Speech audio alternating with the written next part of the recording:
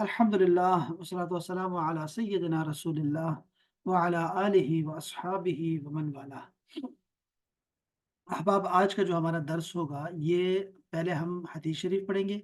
दो अहादीस जो है आज पढ़ेंगे इंशाअल्लाह, और उसके बाद फिर हम तफसीर में दो आयात की तफसीर पढ़ेंगे इंशाअल्लाह ताला। ये जो किताब है हदीस शरीफ की, इसका नाम है अरबाईन नववी, और इसमें 40 अहादीस हैं जो कि इंसानी जो मुस्लिम मुआशरा है उससे इसका ताल्लुक है। तो आज की जो हदीस शरीफ है उसका उन्वान है, इंसान तो क्या हैवानों के साथ भी एहसान करना चाहिए।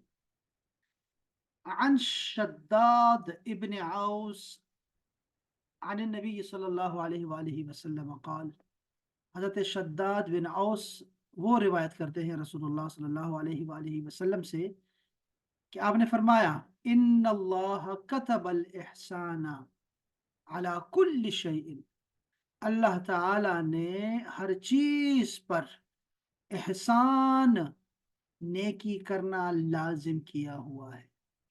हर एक चीज के साथ एहसान का मुआमला करना चाहिए इंसान को। फ़इज़ा क़तलतुम फ़अहसिनु अल-क़ितला, तो जब तुम कत्ल करो तो अच्छे तरीके से कत्ल करो, अच्छे तरीके से। वइज़ा ज़बहतुम फ़अहसिनु अज़्ज़बह, और जब तुम ज़िबा करो तो अच्छे तरीके से ज़िबा करो।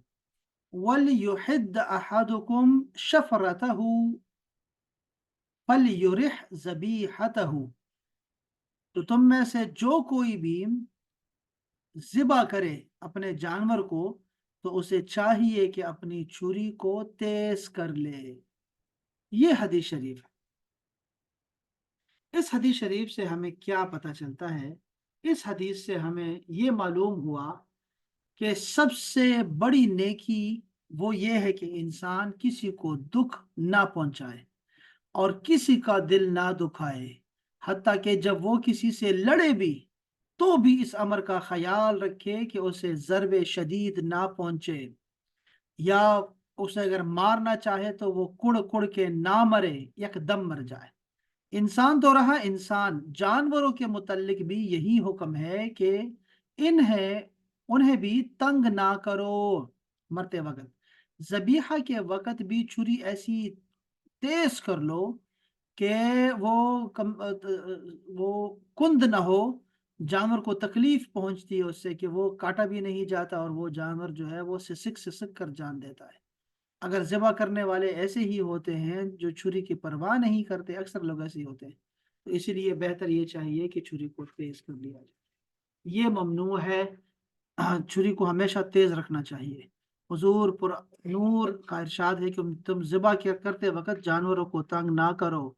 मतलब ये कि अल्लाह की हर मखलूक के साथ नेकी करो, नेक सलूक से पेश आओ, और सबसे बड़ी नेकी ये है कि किसी का दिल ना दुखाओ। अच्छा, ये तो उन्होंने वैसे शरह लिख दी है। आपको इस हदीस की समझ आई नहीं आई ना अभी तक कि ये हदीस है क्या असल में? ये हदीस असल में दो चीजों से मुतल्लिका है। बाप, ये हदीस जो अभी हमने पढ़ी है ये दो चीजों से मुतल्लिक हदीस शरीफ है। एक है किसास के हवाले से कि कत्ल करो तो अच्छे तरीके से कत्ल करो। इसका मतलब ये नहीं है कि आप बंदा कत्ल करे तो अच्छे तरीके से कत्ल करे, इजाजत मिल गई, नहीं भाई। ये उस कत्ल की बात हो रही है जो जायज कत्ल होता है। मसलन किसास में, या मुल्जिम को मुजरिम को फांसी देते हैं आप लोग, उसकी बात हो रही है कि जब भी कत्ल करो तो अच्छे तरीके से कत्ल करो। और ज़िबा का यह है कि कुर्बानी का जानवर है, तो अगर आपने कुर्बानी करनी है या जानवर ज़िबा करना है, मुर्गी ज़िबा करनी है, तो छुरी को तेज रखो ताकि उसे तकलीफ ना हो ज़िबा कर दे वक्त। यह है इस हदीस का खुलासा। इसमें हमें क्या सबक मिलता है कि ये जो दीन हमारा है ये रहमत का दीन है। अल्लाह भी रहीम है, रहमान है, और उसका रसूल भी रऊफ और रहीम है। और उसी ने रहमत को फैलाया हुआ है हमारे ऊपर के इंसानों के साथ भी रहम का मामला करो और जानवरों पर भी रहम करो। ये हदीस शरीफ जो है ये दीन के बुनियादों में से एक बुनियाद है, ये हदीस शरीफ। रसूलुल्लाह सल्लल्लाहु अलैहि वसल्लम ने आम और ख़ास हालात में आपस में शफ़क़त और मोहब्बत की तालीम दी हमेशा, और एक दूसरे को तकलीफ देने से मना किया है, और हमेशा नरमी का बर्ताव करने का हुक्म दिया है। ये इंसान और हैवान दोनों के लिए ज़रूरी है। मोमिन को चाहिए कि जिससे उसका वास्ता पड़े, चाहे इंसान हो या जानवर हो, उससे अच्छा सलूक करे। इस हदीस के दो जुज़ हैं, दो अहम मसले बयान हुए हैं। पहला जुज जो है वो किसास से मुतल्लिका है, किसास, जिसमें एक बंदे ने कत्ल किया तो आप बदले में उसको कत्ल करते हैं। और दूसरा जुज जो है वो तरीका ज़बा का है कि ज़बा कैसे करते हैं। किसास का मतलब होता है खून बहा, खून के एवज खून। अगर कोई शख्स किसी को कत्ल करे तो कातिल को मकतूल के एवज कत्ल कर दिया जाए, लेकिन इसको बेदर्दी और बेरहमी के साथ तकलीफ देकर या तड़पा कर कत्ल ना किया जाए, बल्कि उम्दा तरीके से कत्ल किया जाए। अब जरा समझने वाली बात है, जरा देखें कि ये कैसे, यानी उम्दा कत्ल क्या होता है और ये सख्त कत्ल क्या होता है, ये इसका फर्क क्या है, इसको समझिएगा, अल्लाह करे आपको ये बात समझ आ जाए। फुकहा का इख्तिलाफ इस बात पे है कि किसास जब लिया जाए, किसी से, एक बंदे ने कत्ल कर दिया मसलन, ठीक है, तो अब उसको भी कत्ल करना है इसके बदले में। अब वो कैसे कत्ल करे? क्या वैसा कत्ल करे जैसे इसने कत्ल किया था, या इसको जल्दी से एकदम से ही एक ही वार में कत्ल कर दिया जाए तलवार के? यानी कातिल जो है वो बेरहम आदमी है, उसने पता नहीं कैसे मारा हो, पहला कत्ल जो उसने किया रास्ते में उसको सर पे मारा, उसको दिल पे उसको वार किया, या उसने छुरी से वार किया, पत्थर से मारा उसको, कितनी बेदर्दी से उसने मारा होगा जब उसने पहला कत्ल किया था। तो जब अब जो मसला है, अब ये मसला है कि अब वो किसास लिया जा रहा है, तो क्या जैसे उसने कत्ल किया था पत्थर से, या जिस तरह भी उसने तकलीफ दे देकर अजियत देकर उसको कत्ल किया था, उस तरह मारा जाए, या फिर जो है वो आ, आ,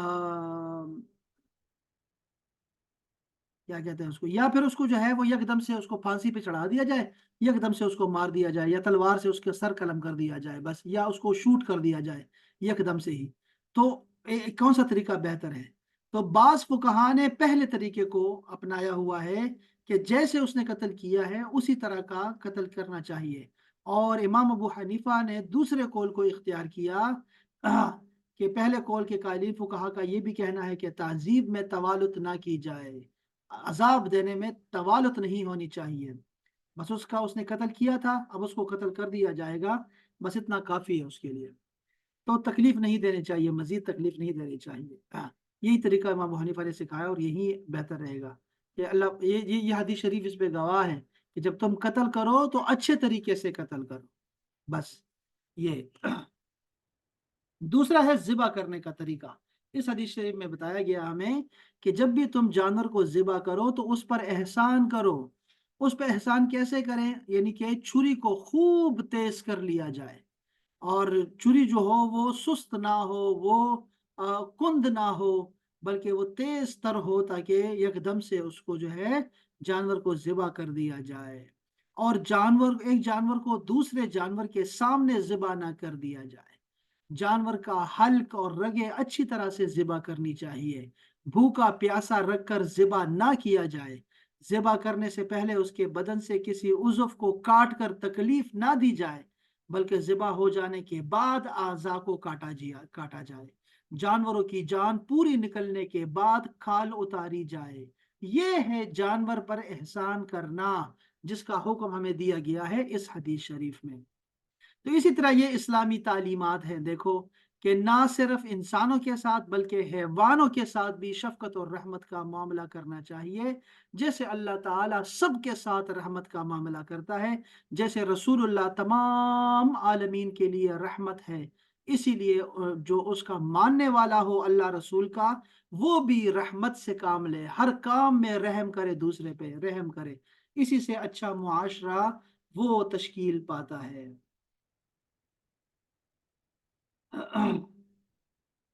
ये जो आजकल ज़िबा किया जाता है जानवरों को, तो वो बिजली के जरिए से या ऊपर से गिरा देते हैं, या पत्थर उसके ऊपर गिरा देते हैं, یہ سارے طریقے غلط ہیں، یہ اسلام نے ان چیزوں کو منع کیا ہوا ہے، اس سے ان کی رگوں میں خون سارا اندر رہ جاتا ہے، شارٹ دیے جاتے ہیں اس کو، تو یہ سارا جو ہے وہ بہت سارے طریقے ہیں جو غیر اسلامی ہیں، ان کی رگوں سے خون نکلنا چاہیے، اور چھری سے کاٹنا سب سے بہترین ہے کہ بلیڈ سے اس کو مارا جائے، بلیڈ سے، تو وہ بلیڈ جتنا تیز ہوگا اتنا اچھا ہے، اس میں کوئی ایسی دوسری رائے نہیں ہے۔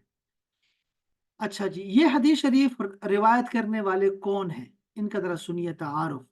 یہ ان کا نام ہے ابو یعلا شداد بن اوس بن ثابت الانصاری الخزرجی النجاری المدنی، ٹھیک ہے جی، یہ مدنی صحابی ہیں، انصاری ہیں، ان کا نام شداد ہے اور والد کا نام اوس ہے، ٹھیک ہے۔ یہ کون تھے؟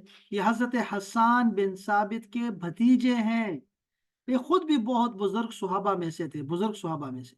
وہ حضرت عبادہ بن سامت اور ابو درداء رضی اللہ تعالی عنہما ان کے متعلق فرماتے ہیں کہ شداد ان لوگوں میں سے تھے جن کو اللہ تعالیٰ نے علم بھی دیا تھا اور حلم کی دولت سے بھی نوازا تھا۔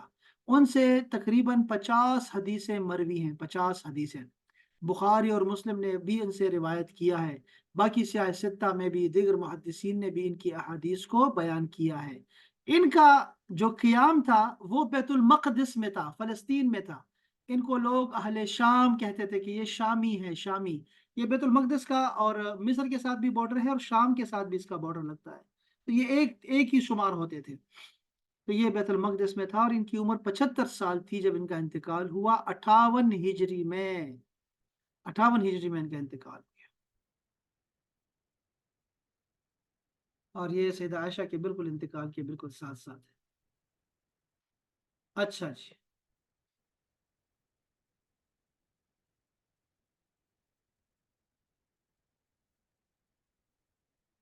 یہ حدیث ہمیں بڑا ہی اچھے طریقے سے ہمیں یہ حدیث شریف یاد ہو گئی انشاءاللہ تعالی، کہ اسلام نے حسن سلوک کے بارے میں ہمیں بار بار بتایا ہے، حتیٰ کہ دشمنوں کے ساتھ بھی فرمایا نا کہ قتل کرو تو اچھے طریقے سے، تو وہ تو قاتل تھا تمہارے بھائی کا، وہ تو اس کا تو قصاص میں اس کو مارا جا رہا ہے، لیکن اللہ تعالیٰ اور اس کا رسول فرما رہے ہیں کہ جو قصاص لے کے کر رہے ہو تو پھر بھی جو ہے احسان کا معاملہ کرنا، اس کے ساتھ احسان کرنا، اس طرح نہ مارنا جس طرح اس نے تمہارے بھائی کو مارا تھا۔ ماں بیٹی کا معاملہ ہو یا باپ بیٹے کا، رشتہ داری کے مسائل ہو یا اہل محلہ کے باہمی تعلقات ہوں، لین دین ہو یا کوئی دوسرا مسئلہ ہو، ہر جگہ حسن سلوک کی جھلک نظر آنی چاہیے۔ اس حدیث میں اسی بات کو بیان کیا گیا ہے کہ اعمال جن میں لازمی طور پر دوسروں کو تکلیف پہنچتی ہے تو اس میں سے بھی آپ نے احسان کرنا ہے، احسان کا ہونا چاہیے، احسان ہونا چاہیے، یہ سب سے اہم بات تھی۔ دوسری حدیث شریف میں آپ کو بیان کر رہا ہوں، یہ ہے اللہ تعالیٰ کا ڈر اور لوگوں سے اچھا برتاؤ کرنا، یہ بڑی اچھی حدیث سے پاک ہے، بڑی مشہور حدیث سے پاک ہے، اور بڑا خوبصورت اصول ہمیں رسول پاک صلی اللہ علیہ وسلم نے دیا ہے، سنیے ذرا۔ حضرت ابو ذر رضی اللہ تعالی عنہ اور معاذ بن جبل یہ دونوں روایت کرتے ہیں کہ رسول اللہ صلی اللہ علیہ وسلم نے فرمایا، اتق اللہ حیثما کنت، تم جہاں کہیں بھی ہو، اکیلے ہو، لوگوں کے ساتھ ہو، جہاں بھی ہو تم کیا کرو؟ تم اللہ سے ڈرو، اللہ کا ڈر اپنے جو دل میں رکھو، وَأَتْبَعِ السَّيِّئَةَ الْحَسَنَةَ، اور گناہ کے بعد، برائی کے بعد اچھا ہی کیا کرو، گناہ کے بعد نیکی کر لو فوراً، تو کیا ہوگا؟ تمحوہا، وہ تمہاری نیکی تمہاری برائی کو، تمہارے گناہ کو مٹا دے گی اعمال نامے سے۔ وخالق الناس، اور لوگوں سے ایسے برتاؤ کرو، بخلق الحسن، کہ وہ حسن اخلاق سے ہو، لوگوں سے حسن اخلاق کے ساتھ پیش آیا کرو۔ دو چیزیں بتائی ہیں بس اس میں، ایک یہ کہ جب بھی گناہ ہو جائے فوراً نیکی کر لیا کرو تو تمہارا گناہ مٹ جائے گا، تھینک یو ویری مچ، اور لوگوں سے حسن اخلاق کے ساتھ ملا کرو، یہ دو چیزیں بتائی ہیں، ٹھیک ہے۔ اب اس کو ذرا سنیے کہ یہ دونوں صحابی جو جلیل القدر صحابی ہیں اس حدیث کو روایت کر رہے ہیں، ٹھیک ہے، اس کو سمجھیے بات کو کہ یہ جو دو صحابی ہیں، ابو ذر غفاری کا میں آپ کو بتاتا ہوں، پہلے ذرا ان کا سنیے کہ ابو ذر غفاری کون ہے۔ अल्लाह अकबर। अबू जर गफ्फारी जो थे, इनका नाम है गिफारी, ठीक है, अबू जर गिफारी। इनका नाम है जुंदुब, जुंदुब बिन जुनादा। इनका नाम, असल नाम क्या है? जुंदुब। और वालिद का नाम था जुनादा। हजरत अबू जर गिफारी, गिफारी। ठीक है। अब ये कौन थे? ये देखिए भाई, याद रखिए कि ये मारूफ सुहाबी है, सबको पता है अबू जर, अबू जर गफ्फारी। और हम अपने बच्चों का नाम भी अबू जर रखते हैं। ये फकीर सुहाबा में से आते हैं, जो आबिद भी थे, जाकिर भी थे, जाहिद भी थे। ठीक है। इस हवाले से कि दुनिया को तरक दुनिया में अगर किसी सुहाबी का नाम आता है तो वो ये अबू जर गिफारी है। साबिकीन अव्वलीन में से इनका नाम आता है, साबिकीन अल अव्वलीन। खुद फरमाते हैं कि मैं इस्लाम कबूल करने वालों में पांचवा हूं। ये मुहाजिरीन सहाबा में से हैं। अपनी कौम में जाकर मुद्दत तक उनमें मुकीम रहे। हिजरत के बाद उनके भाई उनैस या अनीस और गिफार खानदान ने उनके हाथ पर इस्लाम कबूल किया। और हजरत ग़ज़वे खंदक के बाद रसूलुल्लाह के पास मदीना में हाजिर हुए। फिर मदीना से करीब एक इलाका था रिबजा या रिबदा, वहां पर उन्हें जो है ना सुकूनत इख्तियार की। और वहीं पर इनका इंतकाल हुआ। कोई भी नहीं था उनके पास जब इनका इंतकाल हुआ। और ये रसूलुल्लाह ने पहले से ये इसकी पेशंगोई बताई थी कि जब ये इनकी वफात का वक्त होगा तो कोई इनके पास नहीं होगा। ये उस्मान गनी का दौर था। बाद में ये हदीसें जो है, और इनसे इतनी सारी अहादीस हैं, 481 अहादीस इनसे मरवी हैं, 481। ठीक है जी, बहुत। और जी रसूलुल्लाह से अगर आपने तरक दुनिया पे अहादीस सुननी हो ना, जब भी हजरत अबू जर गफ्फारी की बात आएगी ना, आप देखा करो कि उसमें हमेशा अच्छाई की दावत होगी। एक इन शरीफ और नफ्स इंसान के अंदर जो खूबी होनी चाहिए ना, वो आपको अबू जर गफ्फारी बताएंगे आप। दूसरे हैं हजरत मुआज बिन जबल, जो कि सुहाबा के उस्ताद हैं, मुफ्ती हैं, गवर्नर हैं। और भी इनके बहुत सारी जो है ना, इनके इनके इनके टाइटल हैं। हजरत अबू अब्दुर्रहमान मुआज बिन जबल बिन उमर अल अंसारी अल खजरजी अस्सलमी अल मदनी। अल्लाह, क्या खूबसूरत सुहाबी हैं ये मशहूर और बुलंद मर्तबा सुहाबी हैं। रसूलुल्लाह ने इनको आई लव यू कहा हुआ है। अगर किसी को रसूलुल्लाह ने फरमाया ना कि मैं तुझे, मुझे तुझसे मोहब्बत है, वो हजरत मुआज बिन जबल है। अकेले में उनको बताया मुझे तुझसे मोहब्बत है। और मुआज बिन जबल ने फरमाया कि या रसूलुल्लाह, मुझे भी आपसे मोहब्बत है, मेरे माँ बाप आप पे कुर्बान। तो आपने फरमाया कि फिर तुम हर नमाज के बाद पढ़ा करो, अल्लाहुम्मा इन्नी अला ज़िक्रिका व शुक्रिका व हुस्न इबादतिक। और ये हदीस शरीफ मुझे भी अपने उस्ताद ने दी, उनको उनके उस्ताद ने दी। एक है कि हम किताबों में पढ़ते हैं हदीसों को, एक वो हदीस है जो कि सीना बसीना मुंतकिल हो रही है, मुसलसल, हदीसुल मुसलसल कहते हैं उसको। तो ये हदीस जो है, ये मुझे तुझसे मोहब्बत है, ये चली आ रही है। ये हदीस शरीफ उस्ताद अपने शागिर्द से कहता है कि मुझे तुझसे मोहब्बत है, तो शागिर्द भी कहता है मुझे आपसे मोहब्बत है। फिर उस्ताद कहता है कि फिर अगर तुझे मुझसे मोहब्बत है तो हर नमाज के बाद पढ़ा करो, अल्लाहुम्मा इन्नी ला ज़िक्रिका व शुक्रिका व हुस्न इबादतिक, ये पढ़ा कर। तो ये हजरत मुआज बिन जबल वो हैं। आपको पता है कि अंसार के वो 70 लोग जो जिन्होंने बैत उक़बा सानिया में शिरकत की थी, मक्का मुकर्रमा में, जो रसूलुल्लाह को दावत देने आए थे कि आप हमारे शहर में आ जाएं, हम आपकी कदर करेंगे, आपकी मेहमान नवाजी करेंगे, आपका साथ देंगे, आपके साथ खड़े होंगे, हर तरह का तावन करेंगे। उनमें से ये शामिल हैं हजरत मुआज बिन जबल।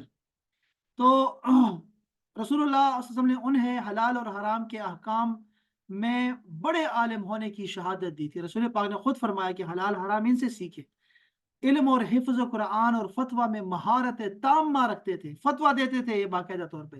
एक ये ना कि आपने, रसूलुल्लाह ने पूछा कि कैसे फतवा दोगे जब तुम वहां जाओगे यमन, तो इन्होंने फरमाया मैं कुरान में, फरमाया कुरान में ना हो तो फिर क्या करोगे? वो हदीस में, अगर हदीस में ना हो तो क्या करोगे? कहते हैं मैं फिर खुद से जो है वो सोचूंगा, मैं खुद से फतवा दूंगा। रसूलुल्लाह बड़े खुश हुए इस बात पे। तो फतवा दिया करते थे ये बहुत ज्यादा। हजरत अब्दुल्ला बिन मसूद फरमाते हैं कि हम उन्हें हजरत इब्राहीम से तशबीह दिया करते थे कि ये हमारे उम्मत में हजरत इब्राहीम की मिसाल है, जिन्हें अल्लाह ताला ने उम्मतन कानितन लिल्लाहि हनीफा, वो जो अल्लाह ताला के दीन के लिए खालिस होते हैं, वो हम कहते थे इब्राहीम अलैहिस्सलाम की जन सुन्नतों पे चल रहे हैं। 18 साल की उम्र में इन्होंने इस्लाम कबूल किया। ग़ज़वा बदर और उसके बाद वाले तमाम ग़ज़वात में शरीक रहे। हज़रत रसूलुल्लाह सल्लल्लाहु अलैहि वसल्लम ने उनको और हज़रत अबू मूसा को बहैसियत क़ाज़ी और मुअल्लिम यमन रवाना फरमाया था, ताकि वहाँ के लोगों को कुरान और अहकामात सिखाएं। ये रसूलुल्लाह के रफ़ीक़ सफ़र भी रहे हैं। एक मरतबा आपने उनका हाथ पकड़ कर फरमाया, कसम है अल्लाह की, मैं तुझसे मोहब्बत करता हूँ। ये बहुत बड़ी बात। हज़रत उमर फ़ारूक ने उनको हज़रत अबू उबैदा बिन जर्राह के बाद शाम का हाकिम मुकर्रर किया, और 80 उसी साल 18 हिजरी में 38 साल की उम्र में ताऊन अमवास में उनका इंतकाल हुआ। ये भी मैं भी कहने लगा था कि अबू उबैदा का इंतकाल भी ये ताऊन की वजह से हुआ था, वबा आई थी। हज़रत उमर फ़ारूक उनको बताते रहे मुसलसल कि आप पहाड़ पे चढ़ जाएं, पहाड़ पे चढ़ जाएं। तो वो कहते थे नहीं, रसूलुल्लाह ने फरमाया है कि जहाँ वबा आ जाए उसको छोड़ना नहीं, और जहाँ वबा हो वहाँ पे दाखिल नहीं होना। तो वो नहीं गए।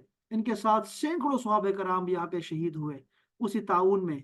तो ये हज़रत जो है ना मुआज बिन जबल, उनका भी इसी में इंतकाल हुआ, ताउन अमवास, 38 साल की उम्र में। अल्लाह अकबर। अच्छा जी, तो ये हदीस शरीफ जो हमने अभी पढ़ी है उसकी क्या तशरीह है भाई? देखो जरा कि इस हदीस शरीफ में तीन बातों की हमें तलकीन की गई है। पहली बात यह है कि जहां कहीं भी हो अल्लाह से डरते रहो। ये ना समझो कि डरने का मकाम सिर्फ मस्जिद है, जाए नमाज है। मस्जिद आए, नमाज पढ़ी और दो आंसू बहा लिए, फिर घर गए, बाजार गए, दुनिया की शरारतों में लग गए। नहीं नहीं, हर मकाम अल्लाह से डरने का है। घर में हो, मस्जिद में हो, दुकान पे हो, दफ्तर में हो, मजलिस में हो, तन्हाई में हो, हर वक्त अल्लाह ताला से डरते रहो। आपको पता है कि जो बंदा अल्लाह से डरता है, खासकर गुनाह के वक्त, उसका पता है कि उसको क्या अजर मिलता है? उसको अल्लाह पाक ने फरमाया कुरान मजीद में, बिस्मिल्लाहिर्रहमानिर्रहीम, व अम्मा मन खाफ मकाम रब्बिही व नहा नफ्स अनिल हवा फइन्नल जन्नत हियल मअवा। जो अल्लाह से डर गया गुनाह के वक्त, जन्नत उसी का तो ठिकाना है। जन्नत मैंने उसी के लिए बनाई है।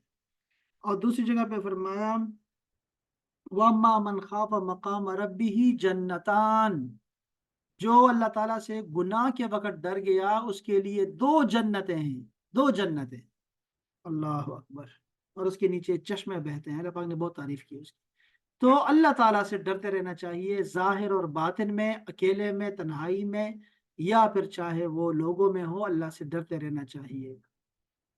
निडर नहीं होना चाहिए इंसान को, निडर गुनाह में कभी निडर नहीं होना चाहिए। अल्लाह का डर दिल में पैदा हो जाए तो फिर इंसान हर गुनाह से बच जाता है। हलाल हराम में तमीज करेगा, जायज नाजायज में इम्तियाज करेगा, मकरूहात और मुबाहात को जांचेगा, मुतशाबिहात से भी इज्तनाब करेगा, जो मुश्तबा चीजें होती हैं उससे भी डरेगा। दो जो यहाँ पर बात हुई इस हदीस पाक में वो ये है कि हर गुनाह के बाद नेकी जरूर करना। नेकी से गुनाह मिट जाता है, और सदका सब नेकियों में से नुमाया नेकी है। बाद सुहाबा से जब कभी गुनाह हो जाता तो उसके बाद वो सदका दे देते थे कि उसके बाद गुनाह मिट जाता है। नमाज पढ़ना भी नेकी है, रोजा रखना भी नेकी है। अगर किसी गुनाह के बाद रोजा रख लिया जाए या नवाफिल पढ़े जाए तो यकीनन गुनाह मिट जाएंगे। अच्छा, यहाँ पे ये गुनाह जो गुनाह जो है वो नेकी से मिट जाते हैं, लेकिन याद रखें ये छोटे गुनाह होते हैं। ठीक है, गुनाह सगीरा होते हैं जो हमारे वजू से भी माफ हो जाते हैं, वजू करने से भी ये माफ हो जाते हैं। और ये हमारे मस्जिद की तरफ चलने की वजह से भी, किसी के साथ दो कदम उसकी तकलीफ में चलने से भी, किसी के साथ 2 मिनट उसकी तकलीफ में बैठ जाना, उसका दुख सुन लेना, इससे भी गुनाह जो है वो सारे मिटते जाते हैं। लेकिन ये गुनाह सगीरा होते हैं, छोटे गुनाह होते हैं। याद रखें जो बड़े गुनाह हैं, बड़े गुनाह मुझे कभी याद कराइएगा, मैं आपको उसकी लिस्ट भेजूं कि बड़े गुनाह कौन से हैं। तो वो जो बड़े गुनाह हैं, 27 गुनाह, वो गुनाह वो तौबा के बगैर मुआफ नहीं होते। इसीलिए उससे गुनाह उस गुनाह के बाद तौबा करनी पड़ती है। वो ऐसे गुनाह होते हैं, बड़े गुनाह तौबा से माफ होते हैं। ठीक है, तौबा के बगैर माफ नहीं होते। तो ये हमारे सगीरा गुनाह होते हैं जो कि नेकी के बाद खत्म हो जाते हैं। और बाज़ औक़ात ये होता है, पता है, अल्लाह ताला के ये जो तुम्हारे गुनाह होंगे ये मिटेंगे नहीं, बल्कि अल्लाह ताला इसको बदल देगा, नेकियों से बदल देगा। ये तुमने गुनाह किया था, لیکن اب چونکہ تم نے نیکی کر لی ہے، توبہ کر لی ہے، تو وہ جو تمہارا گناہ ہوگا اللہ تعالیٰ اس کو نیکی میں بدل دے گا۔ یہ ہے رب تعالیٰ کا رحمت کا سمندر، جو وہ رحمت لوگوں پہ چادر ڈال دیتا ہے، یہ ہے وہ۔ اور تیسری بات اس حدیث شریف میں جو بتائی گئی ہے وہ یہ ہے کہ لوگوں کے ساتھ اخلاق حسنہ سے پیش آؤ، سختی کے بجائے نرمی اختیار کیا کرو، بدلہ اور انتقام لینا چھوڑ دو، معاف کرنا سیکھو، ہر کسی سے ہنس کر بولو، کشادہ پیشانی سے ملا کرو لوگوں سے۔ یہ ساری اخلاق حسنہ کی علامتیں ہیں۔ سچ بولا کریں، وعدہ کریں تو پورا کیا کریں، کبھی گالی نہ دیا کریں، لڑائی نہ کیا کریں، یہ ساری چیزیں اخلاق حسنہ کی مثالیں ہیں۔ اللہ تعالی ہم سب کو نیک بنائے جی سب۔ تو یہ دو حدیثیں تھی جو میں نے کہا آپ کو اس حوالے سے گائیڈ کیا جائے۔ اللہ تعالی ہم سب کو عمل کرنے کی توفیق عطا فرمائے۔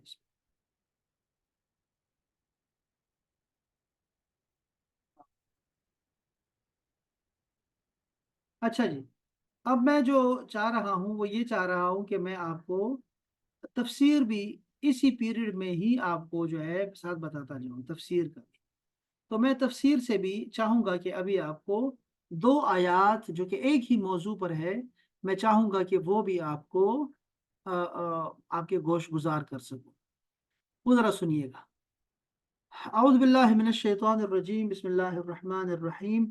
یہ آیت نمبر 231 اور 232 ہے، ٹھیک ہے، 231 232 سورہ البقرہ اور دوسرا پارہ ہے۔ اللہ جل شانہ نے طلاق اور طلاق کے بعد جو مسائل ہیں اس کی طرف ہماری رہنمائی فرمائی ہے۔ دوسرا پارہ اسی کے بارے میں زیادہ تر آیا ہوا ہے۔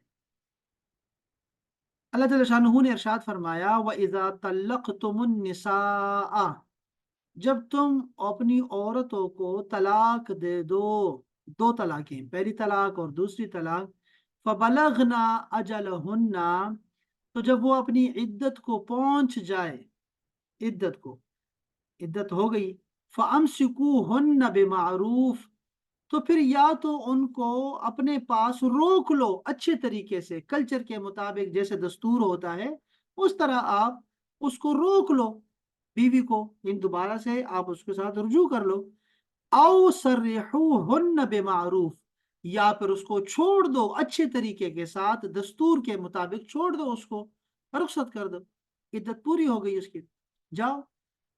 ولا تمسکوہن ضرارا لتعتدوا، اور بیویوں کو اس لیے نہ روکے رکھو کہ تم ان کے ساتھ زیادتی کرو، ان کو تنگ کرو، ان کو تکلیف پہنچاؤ، تکلیف پہنچانے کے لیے ان کو نہ روکے رکھو اپنے پاس۔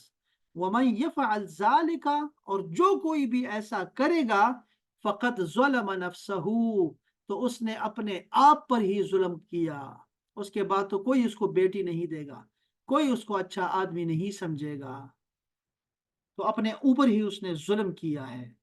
وَلَا تَتَّخِذُوا آیَاتِ اللَّهِ ہُزُوًا، اور اللہ تعالیٰ کی آیات کو، حکموں کو مذاق مت بناؤ کہ میں نے مذاق میں تو تمہیں طلاق دی تھی، مذاق میں نے کہا تھا، ایسے نہیں۔ اللہ تعالیٰ کی آیتوں کا مذاق مت اڑاؤ۔ وَاذْكُرُوا نِعْمَةَ اللَّهِ عَلَيْكُمْ، اور یاد کرو اللہ تعالیٰ کی نعمت کو جو اس نے تمہاری اوپر کیے ہیں۔ وَمَا أَنزَلَ عَلَيْكُمْ مِنَ الْكِتَابِ وَالْحِكْمَةِ يَعِظُكُمْ بِهِ، اور کتاب اور حکمت کو بھی جو اس نے نازل کی ہے جس کے ذریعے وہ تمہیں سمجھاتا ہے۔ وَاتَّقُوا اللَّهَ، اور اللہ سے ڈرو، یہ شوہروں سے مقدم۔ وَاعْلَمُوا، اور جان رکھو، أَنَّ اللَّهَ بِكُلِّ شَيْءٍ عَلِيمٌ، کہ اللہ تعالیٰ ہر چیز پر خوب خبردار ہے۔ یہ ایک آیت ہو گئی، ٹھیک ہے۔ اس میں اللہ پاک نے شوہروں کو حکم دیا ہے کہ جب تم طلاق دے دو تو ایسا مت کیا کرو کہ اس کی عدت پوری ہونے قریب آ جائے تو پھر اس کے ساتھ رجوع کر لو اور پھر اس کو لٹکا دو اپنے ساتھ، پھر جب مہینہ گزر جائے پھر طلاق دے دو، اور پھر اس کے بعد اس کو عدت پوری کرنے دیتے ہو، آخری دن جب رہتے ہیں تو پھر دوبارہ رجوع کر لیتے ہو تاکہ تم انہیں عذاب دے سکو اور بھاگنے نہ دو، گھر سے نکلنے نہ دو، اس لیے تم اس کو روکے رکھتے ہو۔ اللہ پاک نے فرمایا اس کے بعد ایسا کوئی بھی نہ کرے۔ कोई अपनी बीवी को ऐसे ना रोके, या तो छोड़ दो अच्छे तरीके से, या फिर उसको अपने पास रख लो अच्छे तरीके के साथ। तो इस आयत में इस तरफ हमारी जो है ना वो तवज्जो दिलाई गई थी। जो दूसरी हदीस शरीफ है उसमें औरत के घर वालों को समझाया गया है। फरमाया अल्लाह पाक ने, व इज़ा तल्लक़तुमुन निसाअ, जब तुम अपनी बीवियों को तलाक दे दो, फबलगना अजलहुन्ना, और जब उनकी मुद्दत पूरी हो जाए, फला तअदुलूहुन्ना, तो फिर उनको मत रोके करो, मत रोके रखो, मत मना करो। ये अल्लाह पाक घर वालों को बता रहा है, औरत के घर वालों को, कि फिर उसको मना ना करो, अय्यन किहना अज़वाजहुन्ना, कि वो अपने शोहरों से, खावंदों से निकाह करें, यानी अपने पुराने खावंद के साथ या अपने किसी नए शख्स के साथ निकाह करें, दोनों के साथ। तो तुम उन्हें मना मत करो। ए लड़की के बाप, ए लड़की के भाई, या लड़के के मामू, लड़की की बता रहे, लड़की के घर वालों को अल्लाह पाक हुक्म दे रहा है कि उनको मना ना करो कि वो अपने शोहरों के साथ दोबारा निकाह करे, या तो अपने पुराने शोहर के साथ निकाह करे या नए शोहरों के साथ वो निकाह करना चाहें। उनको मत रोको, वो समझदार हैं, अब तलाक हो गई है, बीवी शादी हो चुकी है, वो पक्की औरत है, उसको तुम मना ना करो। इज़ा तरादो बैनहुम बिल मारूफ, जब वो राजी हो, खुद ही दोनों राजी हो, मियाँ बीवी राजी, तो फिर उनको करने दो दस्तूर के मुताबिक निकाह, अच्छे तरीके के साथ, कल्चर के मुताबिक उनको निकाह करने दिया करो। ज़ालिक युअज़ु बिही मन कान मिनकुम युमिनु बिल्लाहि वल यौमिल आखिर।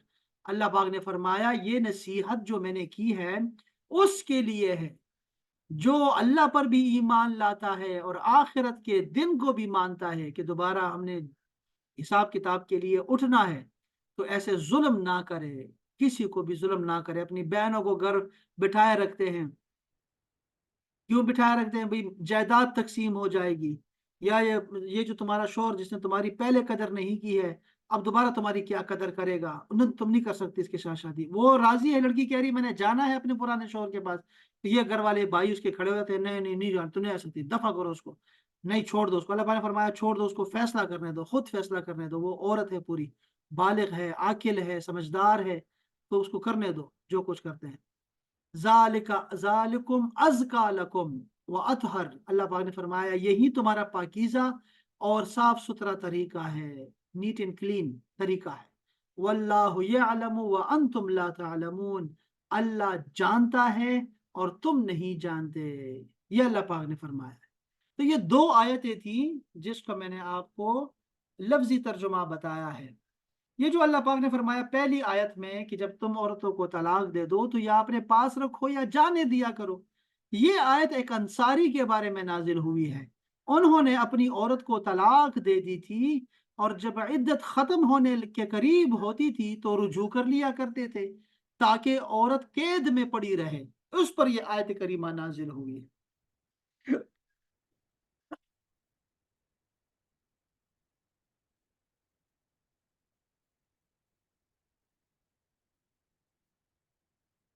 और ये जो दूसरी आयत करीमा है, ये हजरत माकिल बिन यसार रदी अल्लाह तआला अन्हु की बहन का निकाह हुआ था आसिम बिन अदी के साथ।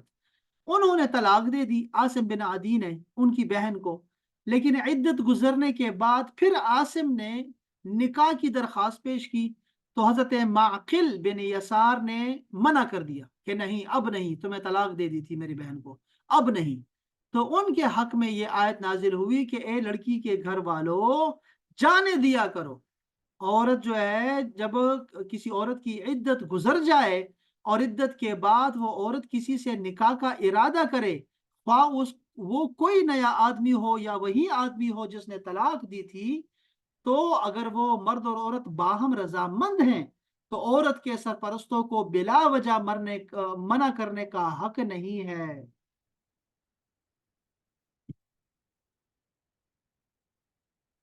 इस हुक्म की अहमियत को वाजह करने के लिए फरमाया कि ये हर उस आदमी,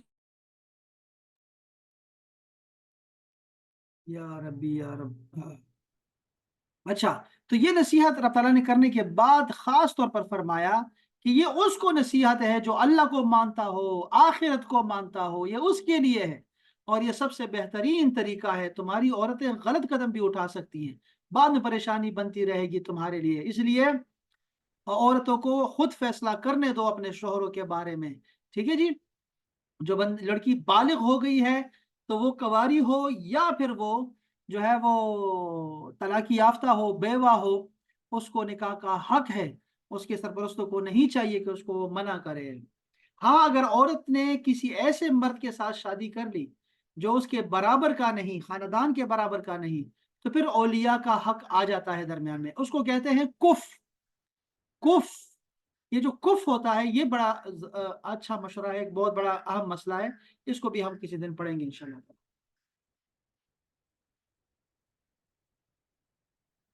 اچھا جی، اس میں کوئی مسئلہ ہے، میں دکھاتا ہوں، آپ کو بتاتا ہوں۔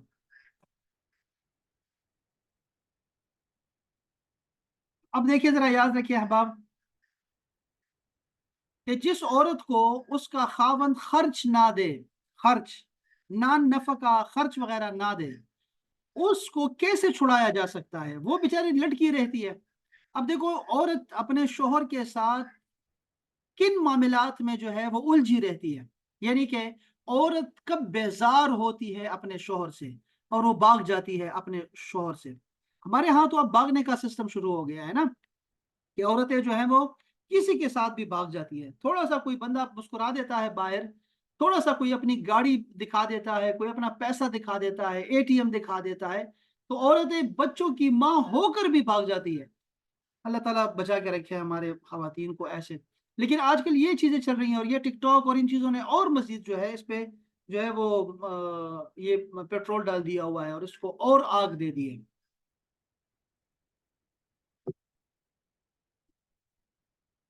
اب دیکھیں ذرا، سنیں کہ اسلام اس بارے میں کیا کہتا ہے۔ وہ عورت جو اس اپنے شوہر کے ساتھ لٹکی ہوئی ہے، دو طریقے ہو سکتے ہیں، یا تو شوہر نامرد ہو سکتا ہے، کہ وہ نامرد ہے، بیوی جو ہے اس کو تسکین نہیں ملتی، ٹھیک ہے، جسمانی ضرورت اس کی پوری نہیں ہوتی، اور وہ مرد جو ہے اس کو آزاد بھی نہیں کر رہا، اب وہ کسی کو کہہ بھی نہیں سکتی۔ ایک تو یہ پرابلم ہو سکتی ہے، اور دوسری قسمت یہ ہو سکتی ہے کہ اس بیوی کو اس کا شوہر خرچہ نہ دے، خرچ نہ دے اس کو، ایسے نہیں کہ بس کھاتی رہو، پیتی رہو، پہنتی رہو، ایسا نہیں، خرچہ نہیں دے رہا اس کو، 100 کام ہوتے ہیں خواتین کے، تو عورت جو ہے وہ اکتا جاتی ہے، بیزار ہو جاتی ہے ایسے شوہروں سے جو ان کو خرچہ نہیں دیتی۔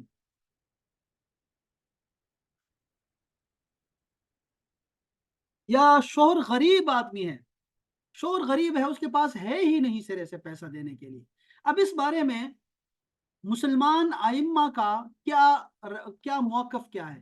یاد رکھیں، امام اعظم کے نزدیک جو قاضی ہے، جج ہے، وہ فیصلہ نہیں کر سکتا غربت کا، کہ اس کا شوہر غریب ہو، فقیر ہو، تو وہ اس سے چھڑا دے، وہ عورت چلی جائے عدالت میں اور کہے میرا شوہر مجھے جو ہے وہ خرچ نہیں دیتا، اس کے پاس مجھے دینے کے لیے خرچ نہیں ہے، تو مجھے چھڑائیں اس سے، میں کسی اور جگہ شادی کروں، تو جج نہیں کر سکتا شادی، اس کے شادی کو توڑ نہیں سکتا۔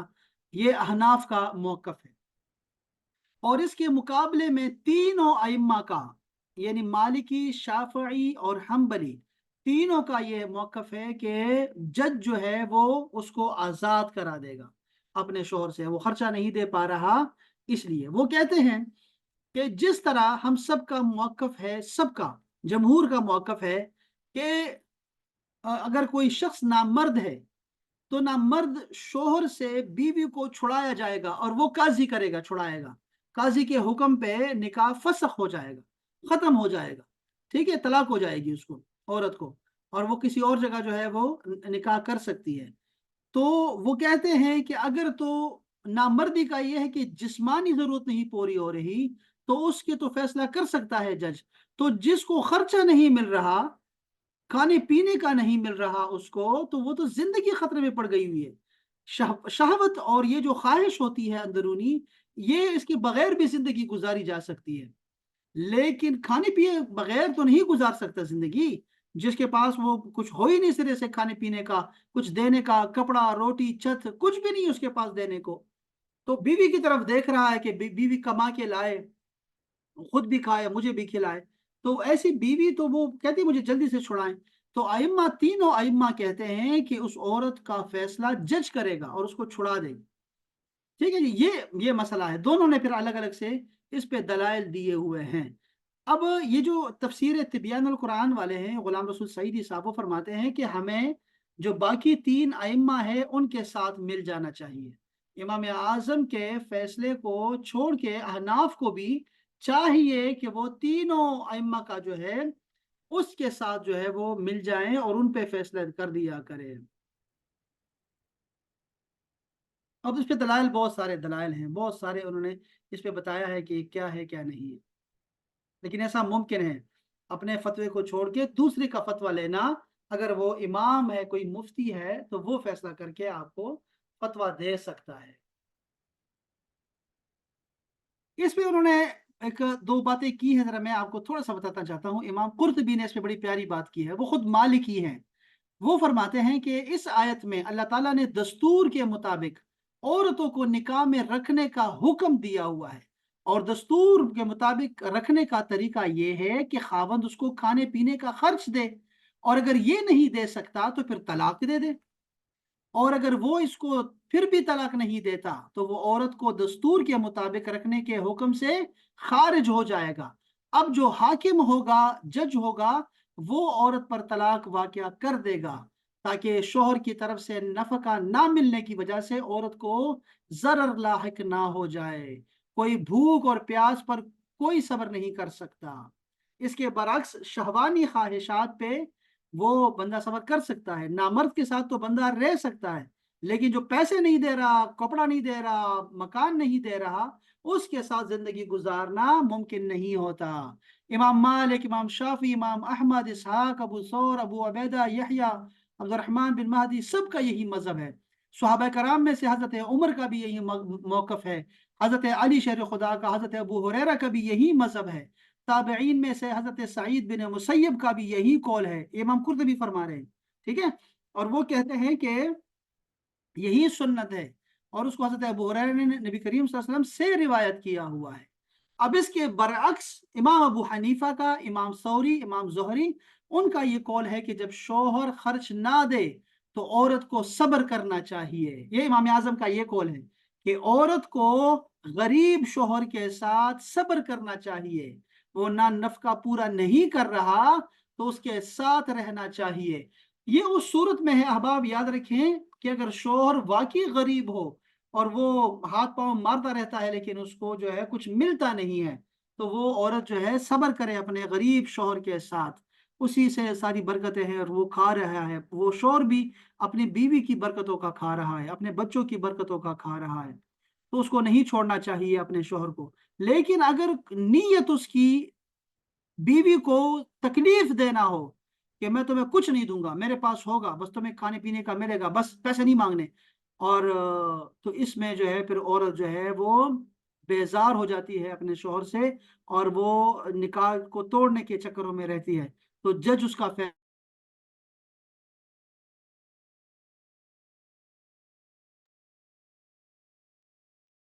क्या है यार, ये क्या है। तो बहरहाल वो गरीब शोहर जो है, गरीब शोहर के पास रहे, अगर वो उसको तंग नहीं कर रहा, और अगर वो तंग कर रहा है तो फिर चाहिए कि औरत जो है उसका फैसला जज करे, काजी करे, और उसको छुड़ाए वहां से। अच्छा जी, ये तो एक मसला था जो कि बहुत जरूरी था। ये एक आयत के बारे में, ऊपर वाली आयत के बारे में आपको बताया हुआ है। ठीक है। अल्लाह अकबर। इमाम इमाम बुखारी ने एक रिवायत किया हज़रत अबू हुरैरा से कि रसूल पाक सल्लल्लाहु अलैहि वसल्लम ने इरशाद फरमाया है, अफजल सदका वो है जिसके बाद खुशहाली हो। ऊपर वाला हाथ नीचे वाले हाथ से बेहतर है। अपने अयाल, अहलो अयाल से खर्च की इब्तिदा किया करो। जब सदका खैरात किया करो ना, अपने घर वालों से शुरू किया करो। ठीक है। औरत कहेगी या तो मुझे खिलाओ या मुझे तलाक दे दो। गुलाम कहेगा मुझे खिलाओ और मुझसे काम लो फिर। बेटा कहेगा मुझे खिलाओ, मुझे किस पर छोड़े जाते हो। तो इसीलिए बेहतर है कि इंसान जब भी खर्च करे, सदका करे, तो अपने घर वालों से शुरू किया करे। और ये आजकल उम्रा हज के चक्करों में अगर इतना ज्यादा हज उम्रा करते हैं, अपने घर वालों को देखते नहीं, घर में मुसीबतें पड़ी हुई हैं, और वो जो है हज उम्रे के चक्करों में रहते हैं। ये भी अजीब सा एक हमारे यहाँ ट्रेंड चल पड़ा है ना, बहुत अजीब ट्रेंड है ये वाला उम्रे का और हज का। नहीं जी, मुझे तो मदीना याद आ रहा है, और यहाँ सारे लोगों का कर्ज लिया होता है, और कर्ज नहीं अदा करता, लोगों के पैसे अदा नहीं करता, और उसको ना मदीना मदीना याद आता है, मदीना जाना है, मदीना जाना है।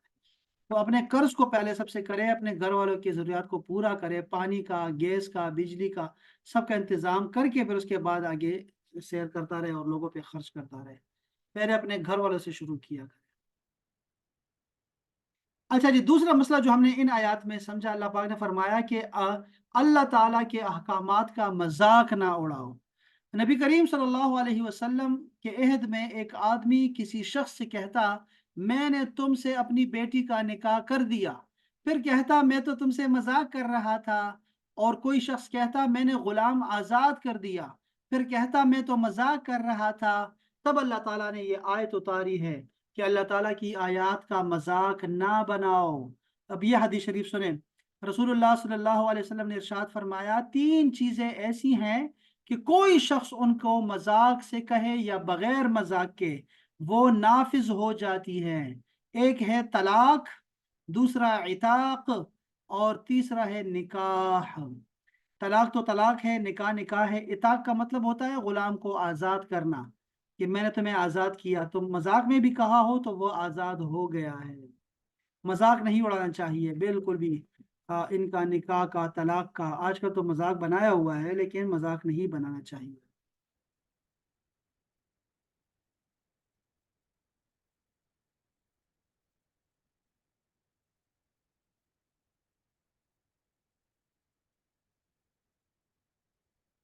बड़ी खूबसूरत अहादीस है यहाँ पर, जो बड़ी ज़बरदस्त किस्म की अहादीस है, बाकी आपको उसका मज़ा आ सकता है। लेकिन मैं इसको इसके बाद एक दफ़ा अगर मैं कुछ और देखूँ, कुछ और है।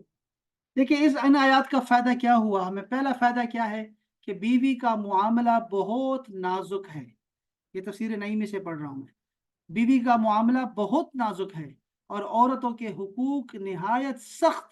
रब ताला बार बार डरा धमका कर अपने एहसान याद दिलाकर मर्दों को उनके हुकूक अदा करने पर मायल फरमाता है। ठीक है ना। इसलिए आपने देखा कि ये आयत जो गुजरी है ना, आयतें, इतनी सारी आयतें गुजर गई, अल्लाह ताला बार बार हमें औरतों के हुकूक के बारे में बता रहा है, बार बार। तो औरतों के साथ जो मामला हो हमारा, बहुत ही जो है वो नाजुक मसला है, उसको बड़े संजीदगी के साथ हमें हल करते रहना चाहिए। आपको पता है, ये घर टूट जाते हैं, मजाक मजाक में टूट जाते हैं। इसीलिए मजाक को मजाक रखें, लेकिन जो अहकामात तुमने तय किए हुए हैं, हक मेहर है जैसे बीवी का, उसको अदा कर दो। बीवी का नान नफका है, वो खर्चा वगैरह दे दिया करो उसको। वो अपने दिल पे ले लेती है ये चीजें सारी की सारी, और फिर वो बाद में ऐसा बम बना देती है उसका कि ना पूछें, फिर वो पूरे खानदान पे वो बम गिरता है। तो इसलिए बेहतर है कि अल्लाह पाक ने मना फरमाया है, औरत को जलील ना करो, औरतों को जो है तंग ना करो, उनको इतनी अजियत ना दो कि वो चीख पड़े, फट पड़े, और तुम्हारे लिए भी और अपने खानदान वालों के लिए भी कोई मुसीबत खड़ी कर दे। तो इतना ज्यादा ना सताओ औरतों को, बिल्कुल ना सताओ। अल्लाह पाक ने फरमाया भाई, रुजू का इख्तियार तुम्हारे पास है मर्द। तलाक भी तुम देखो, निकाह में यह होता है कि मर्द और औरत दोनों की रजामंदी चाहिए निकाह में। लेकिन औरत में, ये जो तलाक देते हैं उसमें औरत नहीं है, मर्द है। रुजू करने में भी मर्द है। दोनों मर्दों के हाथ में है। तो अल्लाह ताला मर्दों को समझा रहा है बार बार कि तुम्हें क्या करना चाहिए, तुम्हें क्या करना चाहिए। दोनों तरीके तुम्हारे पास हैं, या तो छोड़ दो या फिर उसको करीब कर लो। रुजू करना हो ना औरत के साथ, उसको मिलाना हो अपने साथ, इसमें जुबान से कहने की जरूरत नहीं है। मुंह से बोल कर या वती करके या बोसो किनार से भी रुजू कर सकता है, करीब कर ले अपने साथ, बस मिला ले, गले लगा ले, बस ये रुजू हो गया इसका। और या फिर छोड़ दो, बस बस छोड़ दो, बस इद्दत पूरी हो गई, उसको निकाह करने दो, किसी और जगह बच जाओ। मगर बेहतर यह है कि रुजू कलाम से करे, उस पर गवाह भी बनाए कि मैंने रुजू कर लिया इसके साथ। पांचवा फायदा इस आयत का हुआ, जालिम दर हकीकत अपने पर जुल्म करता है। कोई मजलूम को मामूली तकलीफ होगी तो जालिम को सख्त अजाब होगा।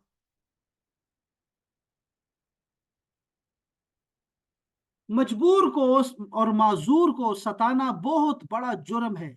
जिस कदर मजबूर की माजूरी ज्यादा, उसी कदर उसके सताने में अजाब भी सख्त होगा। बीवी पर जुल्म गुनाह, हाजतमंद और बूढ़े माँ बाप पर जुल्म और ज्यादा गुनाह, लोंडी और गुलाम को सताना, और वो भी इससे भी ज्यादा बेजुबान जानवरों को सताना बहुत बड़ा गुनाह है। अपने मातहतों पे कभी जुल्म ना किया करें, कभी किसी पे जुल्म ना करें। मातहतों पर, जो तुम्हारे कमजोर तुम्हारे अंडर हैं, उन पे कभी भी जुल्म ना किया करें, कभी सख्ती ना किया करें उन पे। ये बड़ा बड़े बड़े ही बुज़दिल लोग होते हैं, जो कि ताकतवर आदमी को छोड़ देते हैं कि अल्लाह तुम्हें देखेगा, अल्लाह देखेगा, और तुम्हें मैं कयामत के दिन देख लूंगा। और जो कमजोर होते हैं उसी वक्त उसका फैसला कर देते हैं, उसी वक्त उसको थप्पड़ रसीद कर देते हैं। तो कमजोरों से खुद निपट लेते हैं और ताकतवर को अल्लाह पे छोड़ते रहते हैं। तो ऐसे नहीं किया करना चाहिए। गैरत आनी चाहिए, शर्म आनी चाहिए इंसान को। मामला सही रखे, एक तरह ही रखे।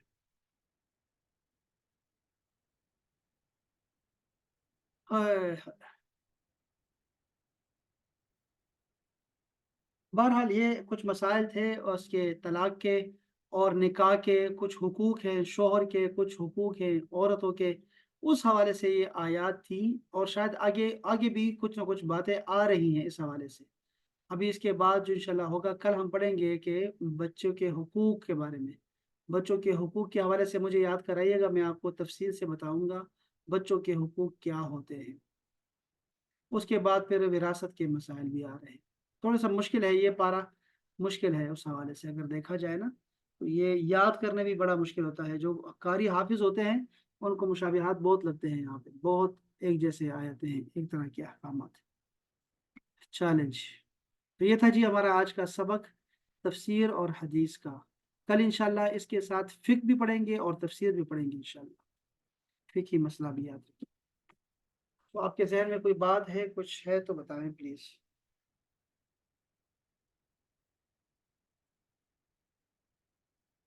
चले फिर काफ़ी है इंशाल्लाह। अपना बहुत बहुत ख्याल रखिएगा।